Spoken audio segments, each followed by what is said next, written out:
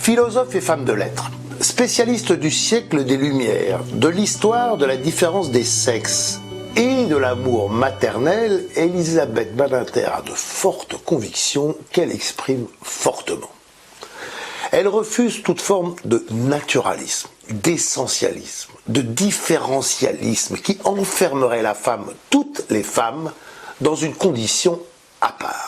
Fille de Marcel Bleustein-Blanchet, le fondateur de génie du groupe Publicis, Elisabeth Badinter est née en 1944 à Boulogne-Billancourt. Pour son père, la question ne se pose pas, elle sera une femme de pouvoir.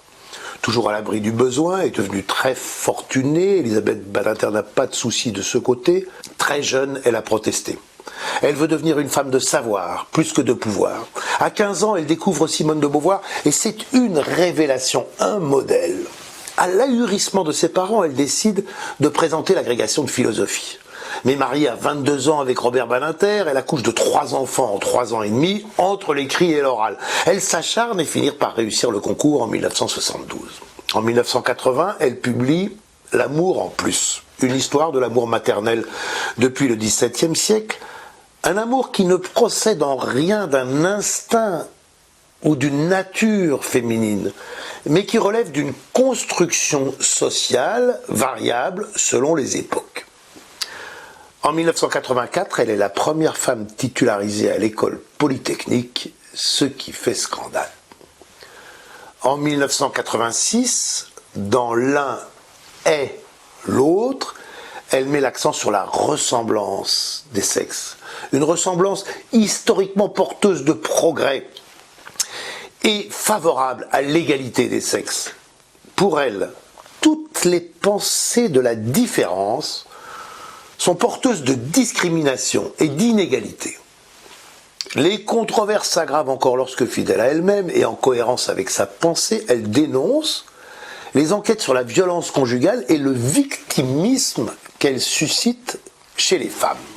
Elle écrit « À vouloir ignorer systématiquement la violence et le pouvoir des femmes, à les proclamer constamment opprimées et donc innocentes, on trace en creux le portrait d'une humanité coupée en deux, peu conforme à la vérité, d'un côté les victimes de l'oppression masculine, de l'autre les bourreaux tout-puissants. Pour elle, la vocation du féminisme n'est pas d'encourager et de renforcer la guerre entre les sexes. Elisabeth Badinter va plus loin encore avec ses positions antiparitaires en politique. Elle s'est opposée à la parité. Elle est farouchement universaliste. Elle considère la parité comme une injure faite aux femmes, que l'on traite ainsi comme incapables d'arriver au pouvoir par elles-mêmes. Et elle écrit « La parité est un quota déguisé.